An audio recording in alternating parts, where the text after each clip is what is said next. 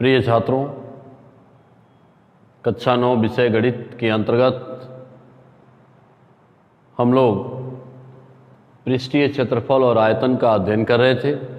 इस चैप्टर में हम पिछले वीडियो में गोले का आयतन और गोले का वक्रपृष्ठ कितना होता है यह हम देख चुके हैं। अब हम ठोस अर्धगोले की आयतन, ठोस अर्धगोले की वक्रपृष्ठ और ठोस अर्धगोले का संपूर्ण पृष्ठ कितना होगा, यहाँ पर हम ये चीज़ों को देखेंगे। सबसे पहले तो हम एक ठोस अर्धगोला किस प्रकार बनेगा हम इसको देखते हैं। तो हमने इस तरह से एक गोला बना लिया पहले, जिसका केंद्र O है। जब हम इस ठोस गोले को बीच से काट देंगे, बिल्कुल सेंटर से जब काट देंगे, तो जब यह गोला कटेगा, मान लीजिए हमने एक प्लेन सरफेस यानी किसी समतल द्वारा इस गोले को काट दिया, तो कटने के बाद जो हिस्सा होगा वो किस तरह से दिखेगा, हम इसको मिटा दे रहे हैं। आप देखिए, ये कट के अलग हुआ, तो कटने के बाद जो है ये इस तरह का एक हिस्सा दिखेगा, जो कि एक कटे हुए नींबू की भांति है। अर्थात एक नींबू को जब हम बीच से काट देते हैं तो ये कटने के बाद कुछ इसी तरह का हिस्सा क्या होता है, दिखता है। मान लिया हमने कि इस ठोस अर्धगोले की त्रिज्या r है, तो अब हमें इस ठोस अर्धगोले का आयतन, इस ठोस अर्धगोले का वक्रपृष्ठ और इस ठोस अर्धगोले का संपूर्ण पृष्ठ कितना होगा, ये चीज़ें हम यहाँ देखते हैं। तो यहाँ पर एक चीज़ आपको बता दें जो काफ़ी इम्पोर्टेंट है यहाँ पर जानना, कि अगर ठोस अर्धगोले की जो त्रिज्या है वही ठोस अर्धगोले की ऊंचाई के बराबर होती है। मतलब ठोस अर्धगोले की त्रिज्या जो है, यानी अर्धगोले की त्रिज्या अर्धगोले की ऊंचाई के बराबर होती है। अर्धगोले की ऊंचाई यानी ठोस अर्धगोले की जो त्रिज्या होती है, ये जितनी होगी उतने ही इस अर्धगोले की ऊंचाई भी होती है, ये आपको जान लेना है। और ये कहीं भी इसको आप मिलाएंगे यहाँ से, तो इन सभी जगह इसकी त्रिज्या r ही होगी, कहीं भी आप मिलाएंगे। यानी ऊपर जो वृत्त बनता है उसकी भी त्रिज्या r होगी, और इसकी जो ऊंचाई होगी वो भी क्या होगी, यानी r ही होगी। अर्थात मैंने जो बातों को बताया उसमें इस बात का ध्यान रखेंगे कि ठोस अर्धगोले की जो त्रिज्या होती है वो ठोस अर्धगोले की ऊंचाई की क्या होती है, बराबर होती है। अब हम इस ठोस अर्धगोले का आयतन कितना होगा, ठोस अर्धगोले का आयतन। तो ठोस अर्धगोले का आयतन, गोले का आयतन होता है 4/3, तो चूंकि अर्धगोला है तो उसका आधा कर दीजिए, तो होगा 2/3 पाई r³। इसका भी मात्रक चूंकि आयतन है तो घन मात्रक होगा। फिर से अब हम इस ठोस अर्धगोले का वक्रपृष्ठ कितना होगा, तो ठोस अर्धगोले का वक्रपृष्ठ कितना होगा भाई, तो ठोस अर्धगोले का जो वक्रपृष्ठ है वह गोले के त्रिज्या जब r थी तो उसका वक्रपृष्ठ 4πr², तो जब उसका आधा करेंगे तो 2πr² होगा। क्योंकि ये वक्रपृष्ठ क्षेत्रफल है इसलिए इसका मात्रक वर्ग मात्रक होगा, यानी जिसमें त्रिज्या दी गई होगी उसी का वर्ग मात्रक लिखेंगे। इसके बाद हमने ये भी कहा था कि ठोस अर्धगोले का वक्रपृष्ठ ही उसका संपूर्ण पृष्ठ होता है। अर्थात ठोस गोले का जो है संपूर्ण पृष्ठ नहीं होता है, लेकिन वक्र पृष्ठ ही उसका संपूर्ण पृष्ठ कहलाता है। अब यहाँ पर ये जो ठोस अर्धगोला है इसका वक्र पृष्ठ तो होता ही है, लेकिन इसका संपूर्ण पृष्ठ भी होता है। देखिए वक्र पृष्ठ में इसके बाहर के पृष्ठ का क्षेत्रफल आपने निकाल लिया। अब इसके संपूर्ण पृष्ठ की बात करें तो इसके बाहर के पृष्ठ का क्षेत्रफल और धन इसके ऊपर जो वृत्ताकार भाग है इसका क्षेत्रफल, तब जो है इस ठोस अर्धगोले का संपूर्ण पृष्ठ होगा। यानी तो यहाँ पर हम ठोस अर्धगोले का संपूर्ण पृष्ठ का मतलब ठोस अर्धगोले का संपूर्ण पृष्ठीय क्षेत्रफल कितना होगा, तो इसका वक्र पृष्ठ का क्षेत्रफल, तो वक्र पृष्ठ का क्षेत्रफल होता है 2 पाई r स्क्वायर, अधन ऊपर जो ये वृत्ताकार भाग है उसकी भी त्रिज्या r ही होगी, तो इस वृत्ताकार भाग का क्षेत्रफल, तो इस वृत्त का क्षेत्रफल कितना होगा पाई r स्क्वायर, तो ये हो गया 3 पाई r स्क्वायर, यानी 2 पाई r स्क्वायर धन पाई r स्क्वायर बराबर क्या हो गया 3 पाई r स्क्वायर, तो ये हो गया वर्ग मात्रक। और यहाँ पर आपने देखा कि ठोस अर्धगोले का संपूर्ण पृष्ठ कितना होता है 3 पाई r स्क्वायर, ठीक है ना, और इसका वक्र पृष्ठ कितना होता है 2 पाई r स्क्वायर, आयतन कितना है 2/3 पाई r क्यूब होता है, ठीक है। अब इसके बाद हमें ये हो गया, हम क्या क्या बता दिए, ठोस गोले का आयतन, ठोस गोले का वक्र पृष्ठ, फिर ठोस अर्धगोले का आयतन, ठोस अर्धगोले का वक्र पृष्ठ और ठोस अर्धगोले का संपूर्ण पृष्ठ हो गया। अब इसके बाद हमें एक ही बस पढ़ना है और वो है खोखला गोला। अब यहां पर हम एक खोखले गोले की बात करते हैं। देखिए खोखले गोले में क्या हो सकता है भाई, उसके अंदर एयर भरा होगा। तो मान लिया हमने कि इस तरह का एक खोखला गोला है, यहां पर एक हम खोखला गोला बना रहे हैं।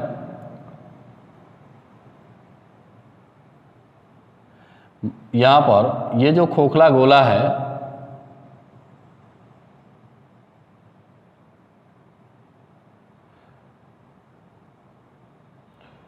ठीक है, ये एक खोखला गोला हमने बना दिया।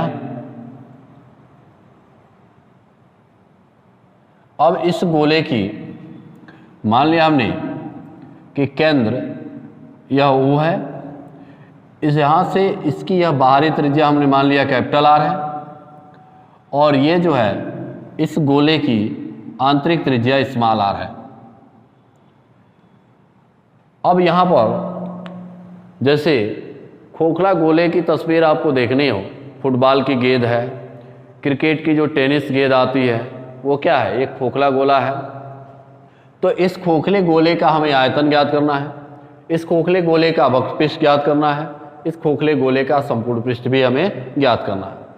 तो सबसे पहले तो आपको ये बता दें कि अगर मान लीजिए कोई खोखला गोला है जिसकी त्रिज्या यानी बाहरी त्रिज्या कैपिटल R है और उसकी आंतरिक त्रिज्या क्या है स्मॉल r है, तो इस खोखले गोले की जो यह मोटाई होगी वह कितना होगी, यानी यहाँ से यहाँ तक ये इसकी मोटाई होती है और ये इसकी जो मोटाई होती है और मोटाई कितनी होगी भाई, तो बाहरी त्रिज्या में से जब हम आंतरिक त्रिज्या को घटा देते हैं तो इस खोखले गोले की मोटाई क्या होती है हमें प्राप्त हो जाती है। अब इस खोखले गोले का आयतन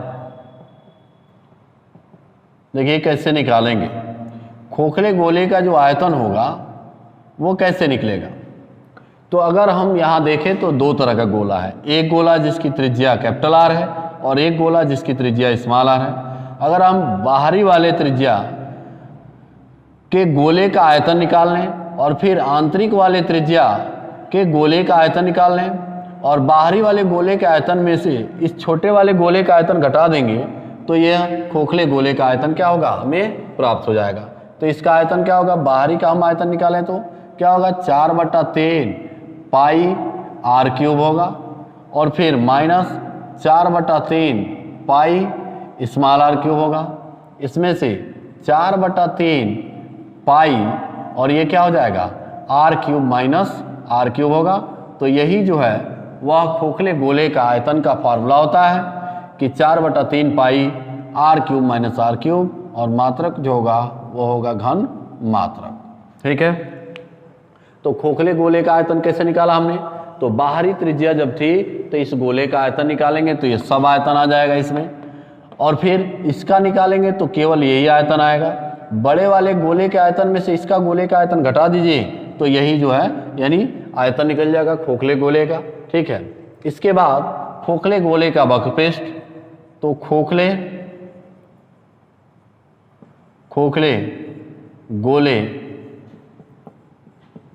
गोले का वक्रपृष्ठ कितना होगा भाई, तो देखिए खोखले गोले का वक्रपृष्ठ निकालने के लिए इसके बाहर के पृष्ठ का क्षेत्रफल और धन इसके अंदर भी इसमें हवा रहती है उसका पृष्ठ का क्षेत्रफल हमें निकालना होता है। तो बाहरी पृष्ठ का क्षेत्रफल भी इसके अंदर वाले पृष्ठ का क्षेत्रफल हम जोड़ देते हैं, तब जाके खोखले गोले का वक्रपृष्ठ होता है। तो बाहर का पृष्ठ का क्षेत्रफल निकालेंगे, क्योंकि गोले की त्रिज्या r है तो उसका वक्रपृष्ठ का क्षेत्रफल कितना होगा 4 पाई r² होगा। इस गोले की बात करिए तो इसका पृष्ठीय क्षेत्रफल कितना होगा प्लस 4 पाई स्मॉल r²। तो यहाँ से अगर हम 4 पाई को कॉमन लें तो r² धन r² होगा, और यही क्या होता है इसका वर्ग मात्रक होता है। ठीक है, तो यहाँ पर हमने ये देख लिया कि खोखले गोले का जो वक्रपृष्ठ है वो कितना होता है, तो 4 पाई r² धन r²। ठीक है, यानी ब्रैकेट में होगा, तो यह इसका क्या निकल गया खोखले गोले का वक्रपृष्ठ। अब देखिए यहाँ पर कभी कभी पूछता है कि खोखले गोले का वक्रपृष्ठ, और इसके साथ पूछ देता है खोखले गोले का संपूर्ण पृष्ठ कितना होगा। तो जो खोखले गोले का वक्रपृष्ठ है वही खोखले गोले का संपूर्ण पृष्ठ भी कहलाता है, क्योंकि अब इसको हम जो है अलग से कोई जो है संपूर्ण पृष्ठ नहीं निकाल सकते हैं, क्योंकि जो इसका हमने संपूर्ण पृष्ठ निकाला वो इसके बाहर के पृष्ठ का क्षेत्रफल और धन इसके अंदर के पृष्ठ का क्षेत्रफल। अब यही हो गया क्या इसका संपूर्ण पृष्ठ का क्षेत्रफल।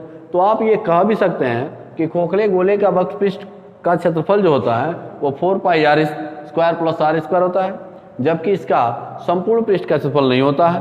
ठीक है, लेकिन वक्रपृष्ठ का क्षेत्रफल ही इसका संपूर्ण पृष्ठ का क्षेत्रफल कहलाता है। ठीक है, अब हम अगर मान लीजिए कि इसका अर्धगोले की अब बात करें हम खोखले अर्धगोले की, तो खोखले अर्धगोले की यह पर हम फिर देख लें कि कितना होगा। मान लीजिए कि हम इसको 20 से काट देते हैं, तो जब आप काटेंगे इसको 20 से ऐसे काटेंगे तो ये हिस्सा निकल जाएगा, ये कट के निकल गया मान लीजिए। तो कट के निकलने के बाद ये हिस्सा जो दिखेगा वो कैसा होगा, तो यहाँ पर हम इस चीज़ को बना देते हैं कि कटने के बाद ये हिस्सा कैसे दिखेगा।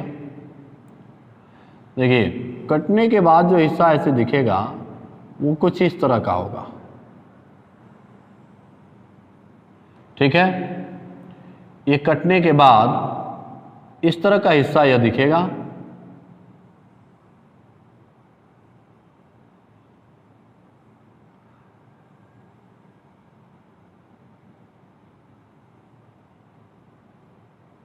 ये जो है कटने के बाद ये ऐसे दिखेगा। तो अब हमें इस खोखले अर्धगोले की आयतन कितना होगा, तो खोखले अर्धगोले का आयतन कब निकाल पाएंगे हम, इसकी बाहरी त्रिज्या r है और इसकी आंतरिक त्रिज्या स्मॉल r है। तो इस खोखले यहाँ पर हम इसको मिटा देंगे तो आपको और स्पष्ट समझ में आएगा कि यही इसी तरह का यह एक खोखला गोला हमारे सामने होगा, जिसमें यह अंदर क्या होंगे, ये भी ऐसे यानी इस तरह का हिस्सा होगा। अब इस खोखले जैसे कटोरी आप देखते हैं तो एकदम सेम टू सेम एक कटोरी देखिए, तो कटोरी का आयतन कितना होगा, इस कटोरी का वक्रपृष्ठ का क्षेत्रफल कितना होगा और इसका संपूर्ण पृष्ठ का क्षेत्रफल कितना होगा, ये हमें यहाँ पर जानना है। तो खोखले अर्धगोले का खोखले अर्धगोले का आयतन खोखले अर्धगोले का आयतन कितना होगा? तो जो आयतन होगा वो कितना होगा भाई? इसका आयतन क्या होगा? तो हम अगर अर्धगोले की बात करेंगे तो यह होगा 2/3 पाई। अब इस बड़े वाले का आयतन में से हम आयतन में से क्या करेंगे? हम छोटे वाले गोले का आयतन घटा देंगे, तो यह हो जाएगा 2/3 पाई r³ minus 2/3 pi small r³। तो यह हो गया 2/3 पाई और यह हो गया r³ माइनस r³। तो यह हो गया घनमात्रक। अब इसके बाद क्या निकालना है भाई? खोखले अर्धगोले का वक्र पृष्ठ कितना होगा? तो खोखले अर्धगोले का वक्र पृष्ठ कितना होगा भाई? तो सेम टू सेम जो पहले वाला वक्र पृष्ठ था उसका आधा कर दीजिए, तो वो था 4 पाई r² प्लस r²। तो यह हो गया 2 पाई r² प्लस r² हो जाएगा। ठीक है, इसका मात्रक भी क्या होगा? वर्ग मात्रक होगा, वर्ग मात्रक। अब इसके बाद उसमें तो भाई वक्र पृष्ठ ही इसका संपूर्ण पृष्ठ था, लेकिन अगर इसकी बात करें हम तो इसमें संपूर्ण पृष्ठ होता है। तो कैसे होगा? इसके बाहर के पृष्ठ का क्षेत्रफल धन कटोरी के अंदर के पृष्ठ का क्षेत्रफल, और उसके बाद ये जो मोटाई बच रहा है इस मोटाई का भी क्षेत्रफल क्या होगा? उसमें जुड़ जाएगा। यानी ये जो रिंग दिख रहा है यानी वलय है, इस वलय का भी क्षेत्रफल क्या होगा? हम उसमें जोड़ देंगे। तो क्या होगा भाई? खोखले अर्धगोले का संपूर्ण पृष्ठ कितना होगा भाई? तो इसके वक्र पृष्ठ का क्षेत्रफल 2 पाई r² प्लस r² में इस वृत्ताकार वलय का क्षेत्रफल जोड़ देंगे। तो वृत्ताकार वलय का क्षेत्रफल कैसे निकलेगा? इस वृत्त का क्षेत्रफल माइनस इस वृत्त का क्षेत्रफल बराबर वृत्ताकार वलय का क्षेत्रफल। तो वृत्ताकार ये जो वलय है इसका क्षेत्रफल कैसे निकलेगा? बड़े वाले वृत्त के क्षेत्रफल में से तो पाई r² में से इस छोटे वाले वृत्त का क्षेत्रफल घटा दीजिए, तो यह हो जाएगा पाई r²। तो यहाँ से पाई को कॉमन लीजिए, r² माइनस r² हो जाएगा। ठीक है, तो यहाँ पर कितना हो गया भाई? पाई r² माइनस r², ये वाला जोड़ दीजिए इस वलय का क्षेत्रफल। तो कितना हो गया? इसमें से जो है इस पाई को कॉमन ले लीजिए। तो जब पाई को कॉमन लेंगे तो क्या होगा? इस 2 का गुणा करा दिए, 2r² प्लस 2 स्मॉल r², और प्लस ये बचेगा r², ठीक है ना, माइनस r²। तो यहाँ पर हो गया पाई ब्रैकेट में क्या हो गया? 2r² धन r², 3r² और प्लस क्या हो गया? r²। तो ये इसका क्या हो गया? संपूर्ण पृष्ठ हो गया, और यही क्या होगा? वर्ग मात्रक होगा। तो खोखले अर्धगोले का जो संपूर्ण पृष्ठ होता है वह पाई ब्रैकेट में 3r² प्लस r² होता है। ठीक है, तो हम अब इसमें से हमने उन सभी आकृतियों का जो है पृष्ठीय क्षेत्रफल और आयतन का जो सूत्र होता है वो मैं यहाँ पर आपको बता दिया हूँ। अब आप इन सभी सूत्रों को ठीक से कंप्लीट कर लीजिएगा, और इससे संबंधित जो क्वेश्चन है उन क्वेश्चनों को जब आप सॉल्व करेंगे तो निश्चित रूप से आपके सभी क्वेश्चन लग जाएंगे, इसमें कहीं कोई दिक्कत नहीं होगी। हम इसके बाद जो प्रश्नावली है इसे हम नेक्स्ट वीडियो में अपलोड करेंगे। तब तक के लिए धन्यवाद।